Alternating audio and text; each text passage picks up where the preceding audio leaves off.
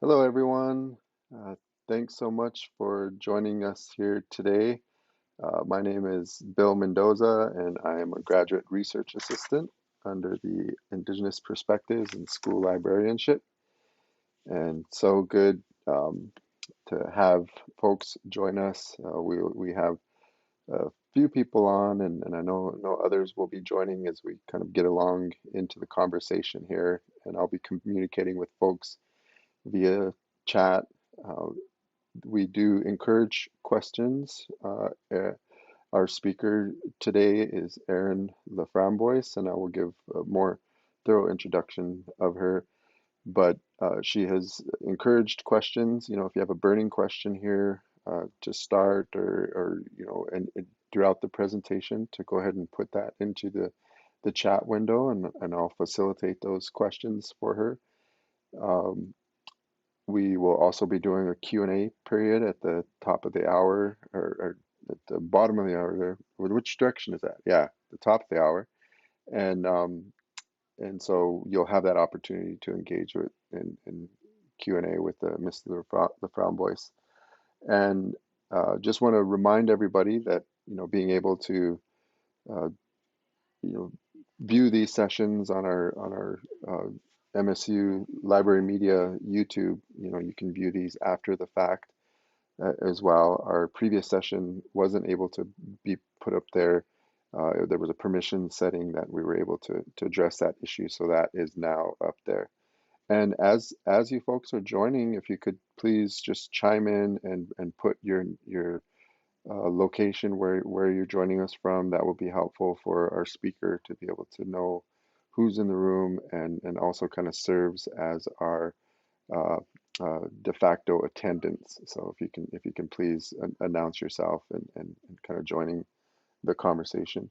Remember, you can always email us if you have questions for our speaker or any follow-up to the documents. That's librarymedia@montana.edu. Please like and subscribe to our MSU Library Media channel on YouTube. That is MSU Library Media. And then on Twitter and Facebook, please do follow us there. On Twitter, we are at MSU Library Media.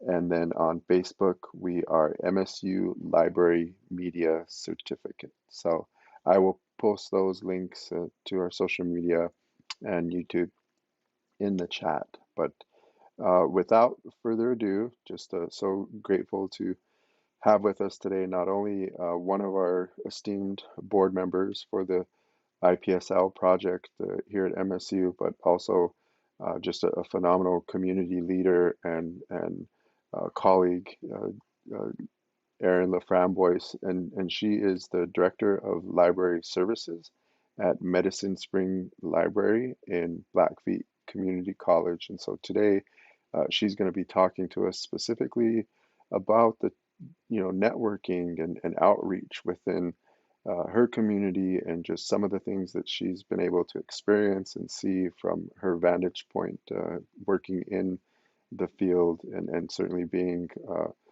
an important voice in the area of library services, but especially within Indian country as a specialty. So with that, I will go ahead and turn it over to Mrs. LaFramboise, and thank you so much, everybody, for joining us today. And don't forget to announce yourself within the chat. Dr. LaFramboise, or Aaron, sorry, making you a doctor already, but yeah. Thanks so much for being with us, and welcome. Thank you. Um, Before everyone jumped on talking to Bill, we were talking about Chief Earl Olperson, hereditary chief of the Blackfeet Nation for the past, I think it was about 50 years. He passed away Yes. last week, and I just wanted to share with you, especially thinking about leadership and having your voice heard. A lot of people are really sad. I went to the American Indian Hall opening this weekend, and Walter Fleming said, every time an elder dies, a library burns down. But I wanted to just share with you personally. I don't believe that's true with Earl. Every time he made a public appearance, every time somebody asked him to speak, asked him to be somewhere, he was always telling stories. He was always singing songs, giving rights to songs that he had rights to, telling stories. He was really a connection from kind of the old ways and now the new ways. He talked a lot about how important it was to speak our language, and I really don't feel like his library burned down because he made sure that he passed all of that knowledge on to people throughout his life, and especially in his older life. So I just wanted to take a few minutes just share some good things about Chief Earl Olperson, and he'll definitely be missed. But he was an amazing person. Where I don't feel like he's taking any knowledge with him because he left it behind for us, and it is now our jobs to take that knowledge and to move into the future with it. Um, so Yes, and so sorry for your community's loss. I know we have other, Blackfeet students in our cohort and our classes, and certainly his reputation was known far and wide. And yeah, I really appreciated that discussion, and just coming from even an intertribal context, uh, you know, his legacy was definitely experienced, beyond uh, the Blackfeet Nation, and so yeah, really powerful stuff. Thanks for sharing that there. thank you. So I'm going to share my screen,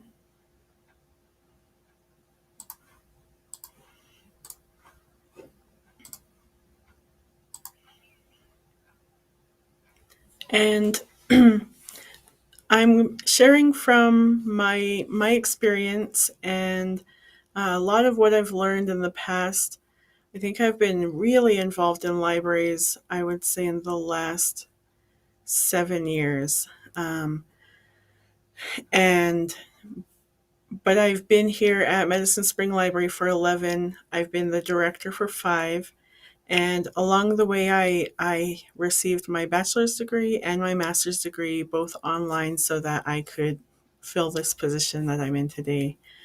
So I wanted to just share how I think networking and outreach has been some of the most beneficial education that I have received through the years, and it's all pretty informal. So I'll get going. I'm going to start with networking. So I didn't ever call it networking to begin with because I guess I didn't quite realize that that was what was going on. Um, but just meeting people, talking about your passions.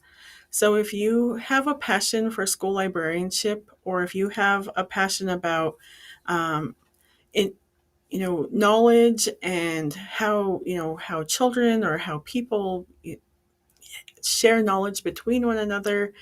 My passion has really been having representation in my community. I um, I didn't feel like there was a lot of representation for librarians in our community as far as having Native librarians, and so that was kind of my elevator speech that I learned, and I still talk about it today. So that's kind of where my passions lie. But I also am very passionate about my community, and I'm very passionate about Indian country in general and information services within Indian country. So I always try to bring it up in sometimes in casual conversation, but most of the time, it's in really networking type positions. So I'm going to talk about kind of 5 different types of networking areas that you may encounter that you might not even think you're networking until maybe later on you'll realize it. So the best place to start is in your local community. if you're shy, um, it took me a really long time. I actually feel like my local community, my networking within Browning and the Blackfeet Reservation has happened almost last. And I think I grew up in a really big family that I never had to meet anyone outside of my family because we were so big. And then um, now as an adult, people are like, "Oh, who's your family?" Like they don't recognize me, and I don't really know a lot of people, so I felt really shy in my own community, and so I am now just now starting to network locally where I didn't always do that before. Um, but a really good place to start is just to talk to the other librarians in your community. You know, school librarianship is so busy, you know, working within a district, but you may have a college in your area, you may have a public library in your area. Just kind of getting to know the other librarians is a really good first step. Um, and then if you belong to any local organizations, making sure to plug the library while you're out there in the community is a really a good step for both you, the library, the kids you're serving, you know, and your community. I tried to tailor this a little bit to school librarianship. As I am not a school librarian, I don't know all of the facets of school librarianship networking, but I have been around for long enough that I know what is out there for school librarians. Um, on the state level, so if there's any school library functions, either in your region or if you're when you're doing, you know, teacher training, and sorry, I don't know the right vernacular for that. That's But you know, teacher training is always a really great place to maybe meet other school librarians. Um, there's a Montana State Library Association, and the association has a special school library division. So joining MLA is a really, and I guess that's a misnomer, it's actually Montana Library Association. So MLA has a really great school library division. There's a school library division conference every summer, and it's just a nice place to kind of get together and present to one another and also bring up burning issues within school librarianship in Montana, to meet other people who might be who understand maybe what you're going through. You know, if you have any questions on how to do your services a little better, or maybe you have a problem that you're not quite sure how to get around it, meeting other school librarians is a really good way to kind of figure out how to do your job to the best of your ability and without having to really worry about, well, that's not really scalable. You know, you're in a college library or you're in a public library. We really have things different. So it's good to meet those other librarians, but it's also really great to, I think, connect with the people that, you know, have the most in common with you as a school librarian. We have a Tribal College Librarians Institute, and that has been one of the most beneficial kind of associations that I've been with for the 11 years that I've been in the library. And of course, I didn't want to leave off OPI because oftentimes they may have library instruction that you can use within your library. They, especially with the, um, oh my gosh, now I'm blanking. Um, with the Indian Education for All initiative, a lot of those lessons are for the classroom, but I think you can always scale them to library lessons as well. I skipped down to regional because the national one is really large. So regional, there are a couple of associations: the Pacific Northwest Library Association, Mountain Plains Library Association. A lot of the state, the regional, the national uh, associations, they have a lot of like early career leadership conferences where you would spend a week with a small group of peers, kind of learning leadership. They also have mid career leadership opportunities. And some of those are some of the best opportunities to just get out there and to meet other people. I'm not going to spend tons of time on ALA, but the American Library Association is enormous. It's the largest library association in the United States, and it has hands and fingers and arms all over the place. Some of this is directly under ALA, some of it are their own kind of sub associations. And so there's the offices. I work a lot with ODLOS, which is the Office of Diversity, Literacy, and Outreach Services. Um, it's actually really great if you need help with, just connecting to other people of color. There's a lot of the, we'll talk about that on the next slide, but the NELCOs, the uh, Library Associations of Color, they work with ODLOS a lot to just connect with ALA. And so that's sometimes kind of our conduit into the larger association. Um, there's a small group called Rural and Native Librarians of All Kinds, which also has the crazy acronym of Rentaloke. Um, and they usually just do presentations during conferences, but they do really try to think about ways to highlight and showcase a lot of rural and native libraries. So if you want to think about presenting at a national conference, they might be the avenue to go through for a presentation. The Office of Intellectual Freedom, if you're really into showcasing things like banned books, you're really interested in making sure that freedom of information so that your students can access information um, without having anyone saying, oh no, that doesn't fit my point of view, so you shouldn't expose kids to it. Um, it's a really great office to, if you are having problems, to reach out to say, what can I do about the situation? And oftentimes ALA can step in and help. Um, there's also things called roundtables. So roundtables within ALA are membership driven, but they're established enough that ALA now puts a little bit of funding towards them. For the most part, they earn their own funding. They don't really put on conferences, but they're things like the Rainbow Roundtable, which is about LGBTQ plus. They really try to get as many people together. It's one of the largest roundtables out there. Um, there's kind of a newer one that I think is really cool, the Gaming Roundtable. They do a lot of like tabletop games and just other things to gamification of information, how to get people involved in the library through gaming.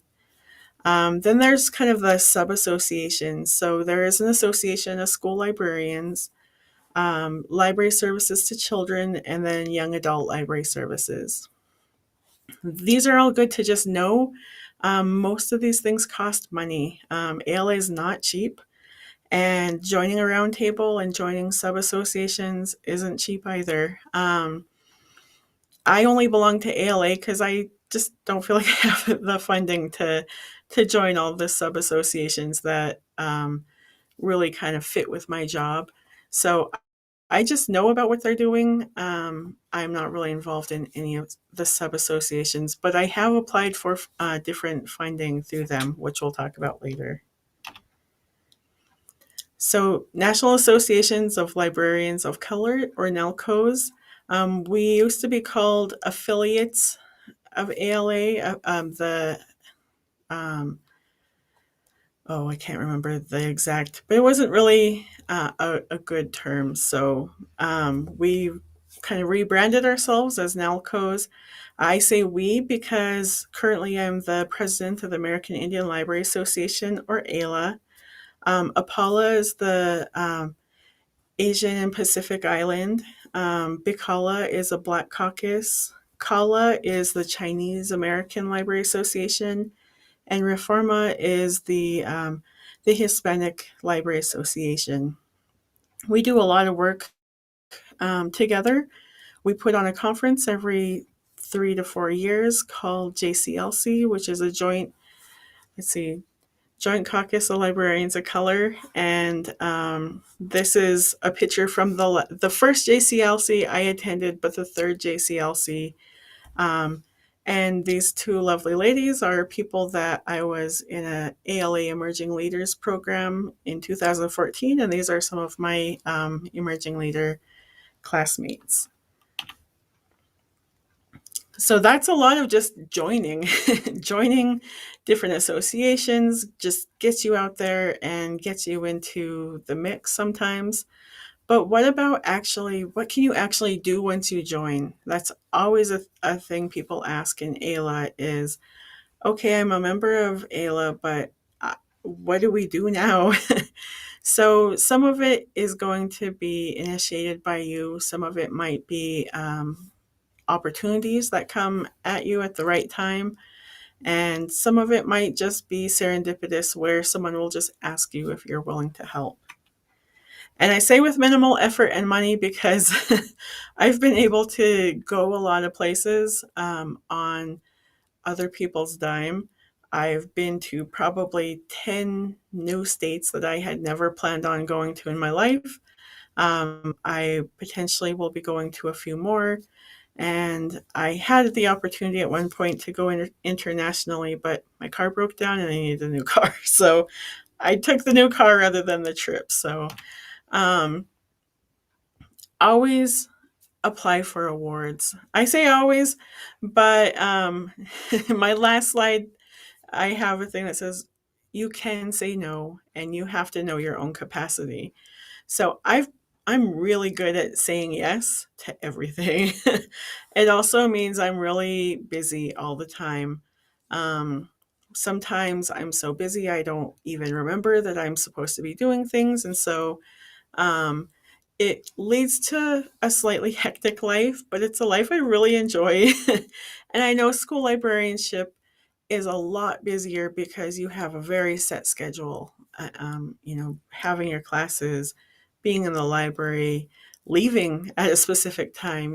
Oftentimes you don't have the luxury of staying after and working on additional work. Um, but within ALA, I've gotten several sub awards. The picture right above that, I had applied for a was it a YALSA grant? Was called ooh, it was basically for middle school students to learn college and career readiness. And looking at this picture, the gentleman, the tall gentleman, he has taken his high set. He was homeschooled, and he's past that. So he is now has ready to go on to college. Um, the youngest in this group are they are sophomores in high school now. So I would love to talk to them their first year out of school to see maybe where they went and just ask them questions. Did did Future Ready really help you at all? Think about where you were going to go after high school. Um, and that's called long term planning. Um, I did that program in 2018. So I'm sure they all remember the program, and I'm sure they'd all be happy to let me know kind of if Future Ready helped them way back when they were in middle school. Um, with Future Ready, I also got to go to Philadelphia um, to an ALA conference where we had some training and we met the other Future Ready participants. Um, they gave me about $500 to actually complete the program. I had to, but I did get a lot of training. Um, I didn't have to do any like grant reporting at the end, so that was really nice. But I probably put in as much work as I would have for a grant I maybe would have written for something similar. Even though I wasn't reporting, I definitely put a ton of work into that program. Um, the Montana State Library. So I talked about the Montana Library Association, but the Montana State Library has a lot of initiatives that they are looking for participants statewide, and everything they do is free.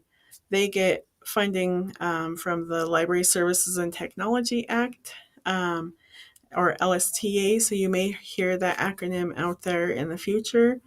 And that money is to reach all Montanans. So they want to try to get librarians of all library types and sizes to participate. Sometimes just joining one of the boards. So I'm on the network advisory committee, and I get to help decide how we spend LSTA funds from the Montana State Library. I also Denise Juno, if you know her at all, she worked for OPI as the state superintendent for several years. She was a teacher in Browning, and my family knows her. She had really encouraged me to apply to be a commissioner for the Montana State Library. And I didn't have a degree yet, I didn't feel qualified, and she kind of pushed me into it. And it was one of the best experiences. So, that's a example of sometimes your networking is just who you know. Like I just knew her, and she knew I was working at the library, and so she was like, "Hey, you should go for this leadership position." And even though I didn't feel ready, I took that step, and I was a commissioner for 6 years. So I know a lot about state library programming, and it's such a great organization. So, if you're interested in anything from the state library and you maybe need someone to help introduce you, or don't feel afraid of just calling them because they are really great at what they do. And then other associations. So I applied for a talk story grant from ALA, and I was able to pay these two elders to come in, and they chose their subject. They saw I had a native written children's book about boarding school on display, and they took that and they talked about their own experiences with the children. And it was really something I couldn't have planned because I wouldn't have been comfortable asking them to share that. The kids were really engaged. They asked a lot of questions, and these ladies were really great and talked to the kids about about that experience. And not a lot of people get that opportunity to hear the elder experience from boarding school. Um, so most of the time, applications for other association type sub awards, the applications are really easy, which I think sometimes makes it really easy to get too many things going at the same time. Um, and sometimes there might be something really specific that you're into right now, but the rest of the library world isn't into that. Things cycle around. So you can just kind of sit on your idea if you don't feel comfortable, going after maybe a program or something on your own. Um, And I'd say, in a couple of years or so, those types of ideas will cycle back around and there'll be opportunities.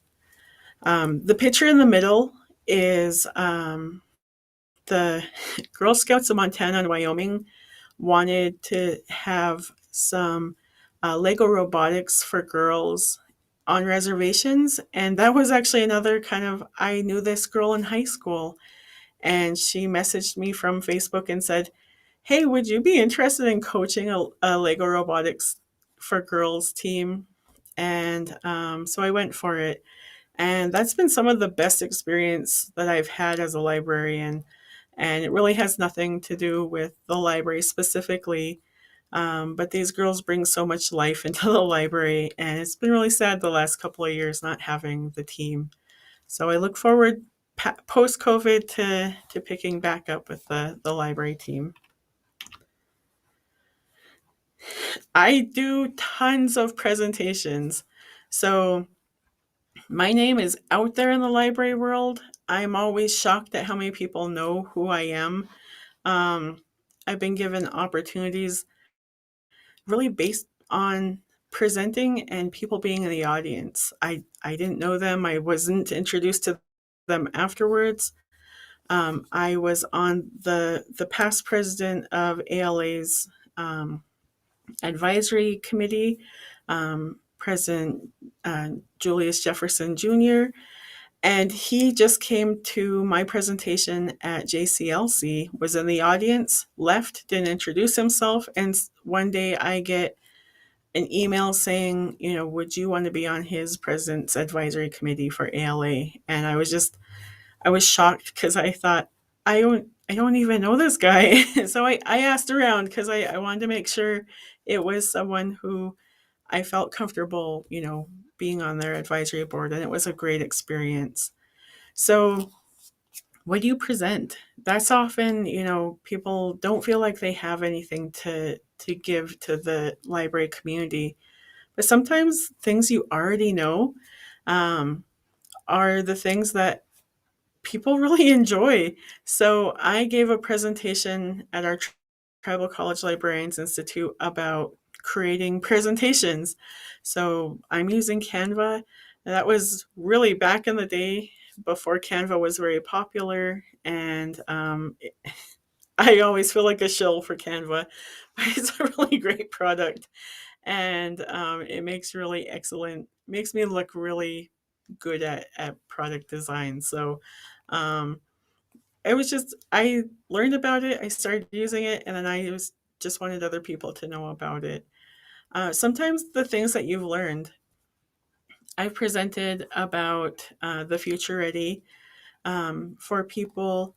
I've presented on some of the other initiatives that I've been a part of.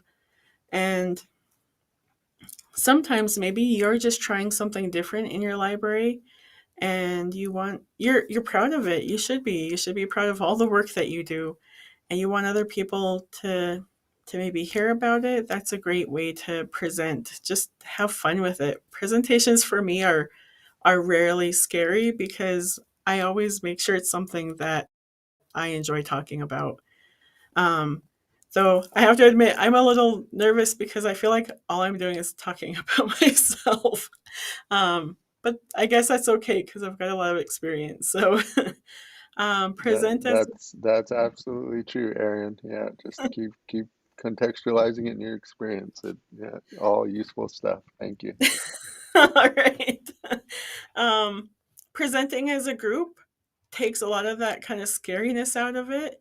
Um, I learned from someone who does tons of presentations not to put a lot of words. If you are not a PowerPoint person, look at my slide in this presentation that I'm giving in this picture. I literally just put one picture. I had 4 slides and I did an hour presentation. It's just something for people to look at. I always feel weird trying to read slides and then people say the exact same thing out loud. So I'm definitely more of a visual presenter than I am adding a lot of text. But having being in a panel means that if you're doing an hour presentation and there are 4 of you, then you're only talking for 10 minutes. Um, that's a great way to really start out. Get some buddies that you know are doing similar things, or you're not doing anything similar at all. I recently did a presentation for the Northwest Interlibrary Loan Conference.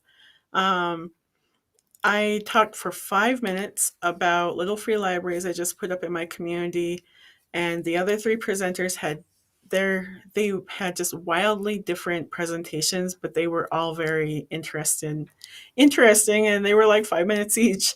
Um, so the other way, especially getting started, is apply to put a poster in. So you did a project, and you want to do a poster presentation.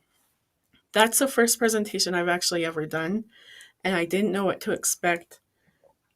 And so let me tell you, poster presentations are super intense because you're talking one on one.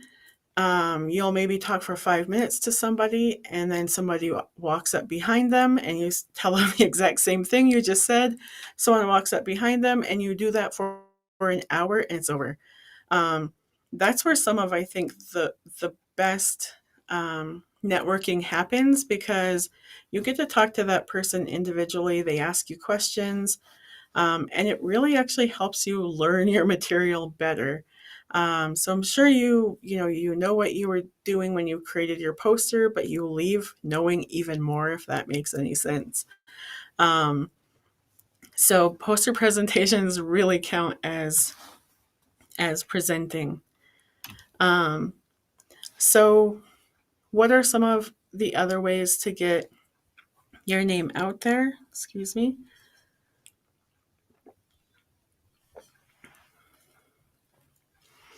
So volunteer. When I was in graduate school, for my library degree, they said volunteer. That's one way to get your beef up your resume.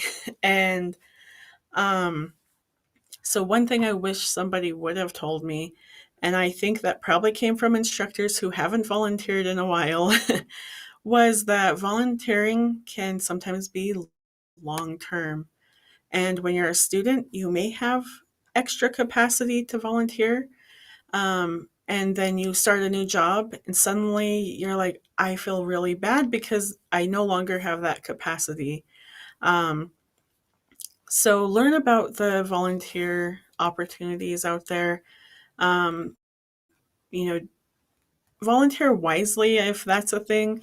I'm really good, like I said, at saying yes. And but one of the best volunteer things I did was with the Montana Library Association. I volunteered to be on the awards committee. It's literally like 20 hours a year, and it all takes place right around February and March. So, 20 hours within 2 months, and then I can put it on my resume for the rest of the year that I'm on that I was on the awards committee. There are other things that are a lot more intense. So, like if you're on a book award committee, you're going to be expected to read all those books. I somehow got put on a book committee, and I'm getting books in the mail. Thank God it's a Youth Literature Award, the American Indian Library Association Youth Literature Award. And so they're not big books. They're just, there's a lot of them, which is freaking amazing, because that means there are more Native authors out there wanting us to read their books. And that's really, really cool. So sometimes volunteering is just within the school. I say, I think when I first started, we were voluntold to be on two different committees at the college. And I'm still on one of those committees 11 years later. The other one no longer exists, but it really helped me learn a lot about the college when I first started to just be in these committees. And of course, being a new member and a new employee, I really just got to sit back and kind of be a part of it. I didn't have to do any real work. And now, the one committee I'm still on, I'm now, some of that internal knowledge that I've been here for so long. So they do expect me to speak up a little more now. But it's something that I think has been really useful. Local initiatives is if there's something in your community that you feel really passionately about, that could actually help you get, if you're shy about your community, that could actually be something that would help you get your name into the community, so that when you need their support, they're ready to support you in your library. And then there's tons of association opportunities. So there's always work to be done, and it's all volunteer, it's all free. I've been on very few committees that pay me. I think that's really typical in the library world, which is a little unfortunate, um, because especially as a student, you're already doing so much that it would be nice to get paid to do a little more. But and I guess once you kind of learn about some of those opportunities, then you start noticing which ones are more beneficial to you. because volunteering should really be reciprocal. You should be getting something out of that volunteer position as well as whoever you're volunteering for. If you're not if you don't feel like you're getting anything and you're just giving everything, there's nothing wrong with stepping away from a volunteer opportunity. So I do say yes. um, and I think I've always been a joiner and a yes person, but it's okay to say no. It's okay to say I don't have the ability to do that. Thank you for thinking of me. I really appreciate it, or whatever you need to do to make them feel comfortable about that no, or to make yourself feel comfortable about the no. Sometimes I have to talk myself into saying no, um, because when I first became the library director, I wanted to do everything, and I literally did as much as I possibly could. And by the end of the first year, I almost wanted to quit because I was so overtaxed, and I was just really exhausted by my end of my first year, that I am slowly beginning to learn how to say no and to think about my current capacity. And if I'm in an organization, what are my next steps? Do I want to do more with them? If so, then maybe I need to start paring down some of my other activities that I'm involved in. So I just want to share some of the things about about my experience that have been helpful. Things like today, I just received 2 boxes of books to donate to my children's section from somebody who heard me lecture this past summer. I was the ALA Jean Coleman outreach lecturer, and they watched that. They thought of me in my library, and so they just sent me some books. I got an email 2 weeks ago, and then I got the books today. So that's really cool. Sometimes I get actual cash donated to the library, but for the most part, I got to I've got to travel a lot just because people may have met me personally or may have met other people who really talk me up. And that's a really cool thing, is you're going to meet really neat people. So when you meet other people and you're like, hey, I know someone that's really great about that, why don't you contact them? Because not every opportunity is going to fit for you, but by having that network, it means that you have other people's backs as well as they have your back. And I think that's one of the absolute coolest things about networking and outreach, is that you suddenly have a safety net that you didn't realize you were creating. And when you feel like you need to reach out, there's always someone there, or someone who can connect you to a new person. And that's been some of the neatest experiences I've had in the last 11 years, is just knowing that I can reach out to the people I currently know, and I'm not afraid to meet new people if they say, oh well, this person recommended you, or I saw you speak and I want to give you this opportunity. Um, so that's a lot of my experience in the last 7 to 11 years. I'm always happy to talk to people. So, especially students, I am always trying to find ways to give back to my library communities. So, after this in the future, you can always reach out and contact me. And because I'm busy, I might not get back to you right away, but I'll get back to you as soon as I possibly can.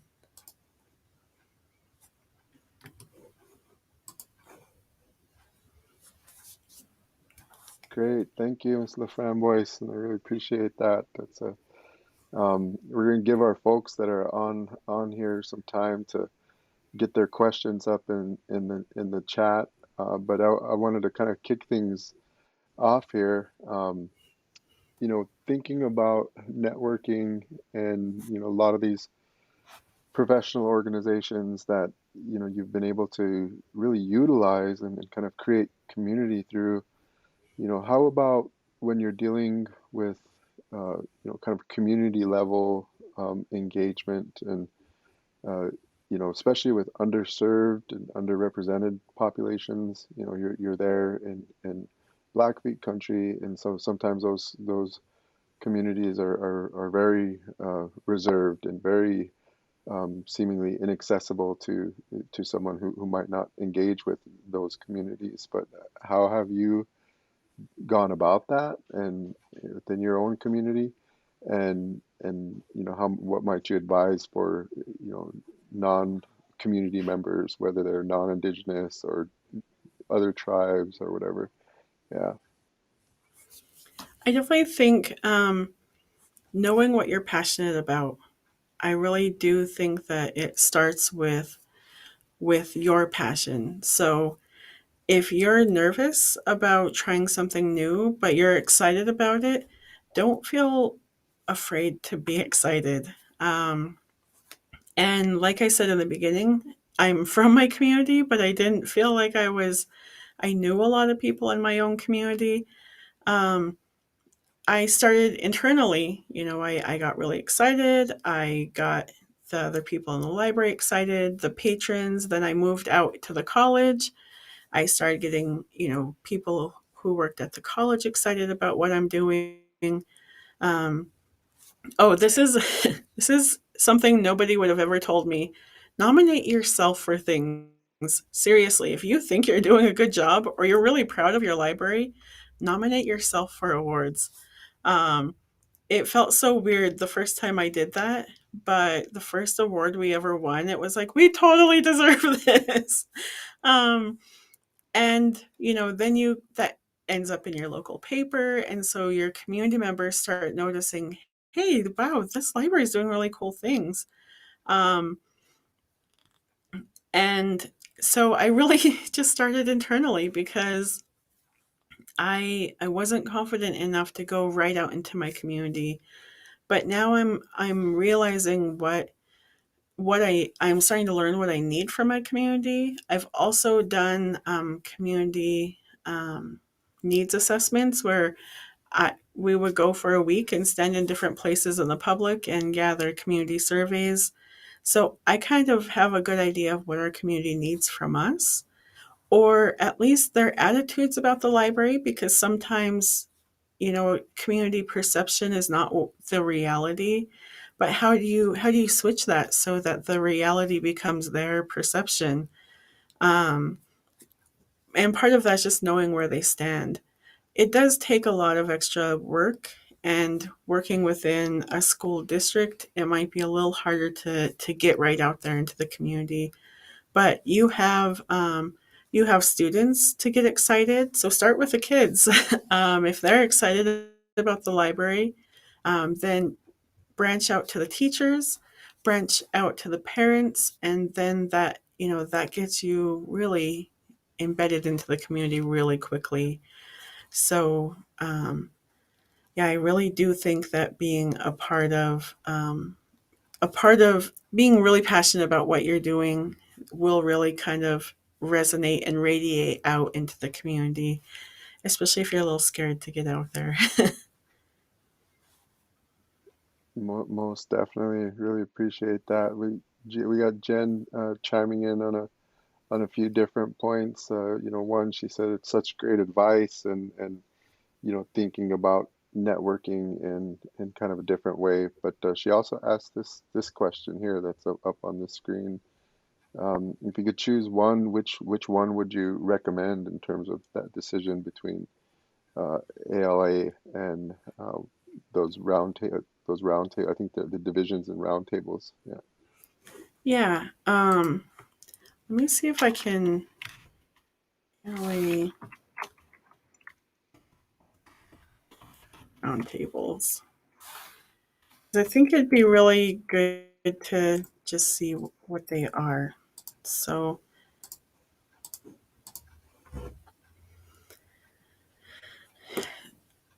I think, again, um, what you're passionate about is always going to be your best bet. So um, as a school librarian, you're probably going to be in a smaller school where there's not a lot of librarians. So you may be the only one there. I'm lucky enough that I was staff and now I have staff now that I'm the director. Um, every single staff person that's come through the library, I really rely on what they're passionate about to kind of help us focus on what our current priorities are. Because if they're not into what we're doing, we're never going to do anything extra or neat. Um, so if I had, oh my gosh, if I had to choose, I I don't know. Think the I really think the gaming sounds really fun. Um, and I guess I really like to have fun in my library. I might be the director, and sometimes I'm like banging my head off the wall because I'm trying to apply for grants, and they're sometimes really hard. Um, but I have a lot of fun here. And people at the college are always like, I want to work at the library. You guys are always doing something neat. And that's because I take it as a job I want to have fun doing. Hmm. Yeah, great. Folks, we still have lots of room for questions here, and so, you know, um, make sure you get your questions up into the chat so that we can get them asked by answered by Aaron here. So, yeah. Um, you know, Aaron, that networking from, kind of an intercultural sense, can you talk about, as an Indigenous woman, rural, when you come into some of these professional organizations, what might be different about that experience than say what you might have experienced from some of your colleagues as you kind of interacted more with professionals in the field? Is that experiential? Is there a difference in kind of navigating things that way? um, so I think the hardest thing with being a light skinned native person is that my community 100% accepts who I am. Um, but oftentimes when I leave my community, I have to kind of explain myself to other people. They don't think I look native and so I've really, in the beginning, I felt really concerned that they wouldn't take me seriously as far as talking about Indigenous issues, just because and this is something I've felt a lot from the outside my whole life is that I just don't look the part, which is crazy because I've never felt that from my own community. Um, but I think, my knowledge of my community and my library, I think I must present myself really robustly because I've had a couple people actually verbalize, well, you don't look native, um, but most of the time people I just present myself as this is who I am and they just accept it. But I always worry that people are going to just think I'm white trying to speak up for Indigenous people. Um, but so I don't know. That was kind of maybe my own insecurities. Um, I think once you start to meet a couple of people, especially if you can meet people who have already been in the profession for even a couple years, they're not as afraid to like hook onto someone else and be like, "Hey, come meet Erin. Like, she's really cool. Come talk to us." Um, and presenting, whether I felt comfortable up there or not, just by presenting, people would come up to me afterwards, and those one-on-one conversations have just been really, um, they really propelled me forward in my profession and in my personal goals for the library and for my community. Yeah, no, I appreciate that, and I think we have both Jennifer and Francie that talking about, kind of that, always one of my colleagues mentioned, don't mistake my meekness for weakness, And so, whether it's public speaking and being reserved or shy or however you want to characterize that, Francie talked about, liking the idea of a group presentation that she gets, very nervous speaking in front of, colleagues and peers. And so, any thoughts there on like, if you come late to the table on public presentations or big crowds and things like that. Any other reflections? Well, when you're new, you're gonna get the worst time slot.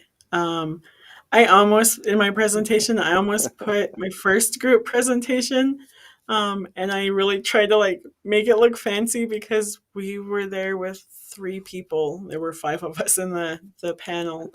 Um, it was that's almost just as scary as having a room full of people. Um, but I think if you're shy, having starting with group presentations, I think can be the best thing because you've already talked with these other people on the panel. You're a little more confident because you can say, "Can I go third? Yeah, I don't want to go first. I don't want to go last. I don't want to go second." um, and Mm-hmm. that actually really helps bring up your confidence. So even if there are three people, or you know, I haven't had this many physical people, but 300 people in the room, um, I did speak to a room. I don't feel like they were there because of me. My co-presenter, I think, brought the audience, but they stayed for me. So that was really a huge confidence booster. And that was like standing room only. And it was like, wow, they should have given us a bigger room. Um, and even now, sometimes I'm like, how do people know me? I'm just a shy little person. And then I think about, I'm like, really, I'm not.